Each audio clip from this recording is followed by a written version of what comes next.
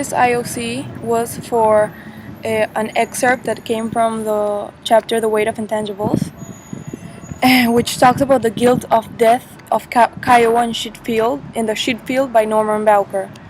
And the title of the chapter is Speaking of Courage. And some background information about the chapter is that Norman Bowker came home to see his father, and Norman's father used to care a lot about the medals and everything that Norman had achieved, but this time he didn't care about anything, and he told his father about not winning the silver medal, but even though he told him that, the father doesn't care.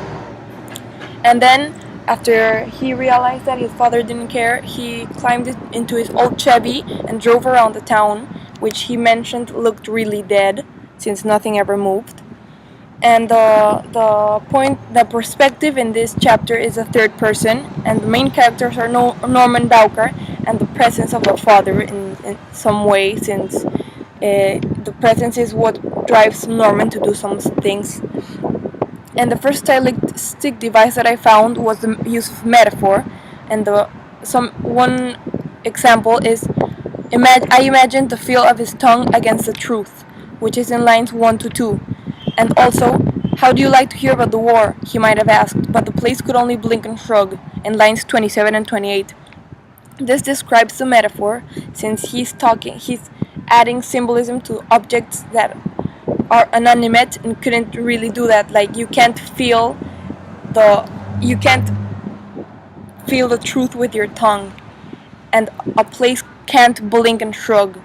It's like it gives a kind of weight, a kind of meaning to stuff. And then the second stylistic device was the use of imagery. One example is the road descended into the outskirts of town, turning northwest past the junior college and tennis courts, then past Chautauqua Park, where the picnic tables were spread with sheets of colored plastic, and where the picnickers sat in lawn chairs and listened to the high school band playing so-so marches under the band shell. This is in lines 14 and 15.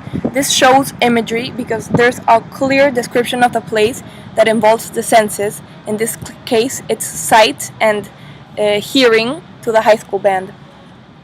And then, inside the Chevy, the air was cool and oily smelling, and he took the pleasure in the steady sounds of the engine and air conditioning.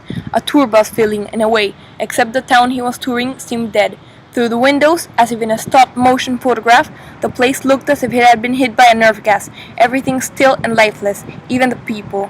That was in line 21 and 26, and again, it is imagery since it uses a lot of description of what's happening and the use of the senses, in this case, smell, sight, and hearing.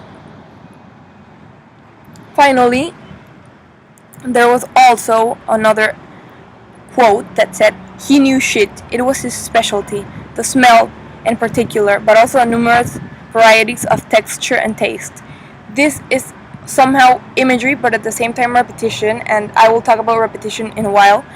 But it's imagery because it's focusing particularly on the smell, the texture, which is touching, and the taste.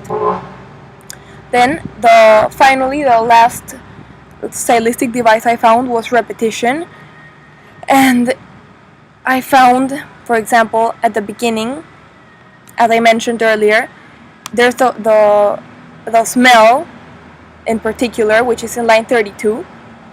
Then in line 9, it also says the stink, awful smell. As you see, the word smell is being repeated, one in line 9 and the other in line 32, as if to place a sort of meaning and a sort of feeling to the paragraph that is related with the smell and the shit field, which that somehow is related to the weight of the intangibles of Norman Bowker, since he allowed Kiowa to die in the shit field.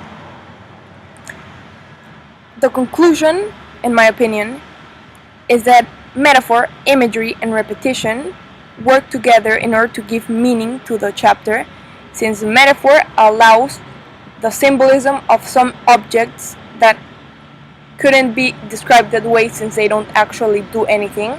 The imagery, which allows the reader to position themselves in the place, in the moment, and feel what Norman was feeling. And the repetition, which kind of lets a specific theme be engraved in our minds throughout the passage, since it's repeated initially and in the end. So, throughout the use of metaphor, imagery, and repetition, we can see how the weight of intangibles as a theme is portrayed in the chapter speaking of courage.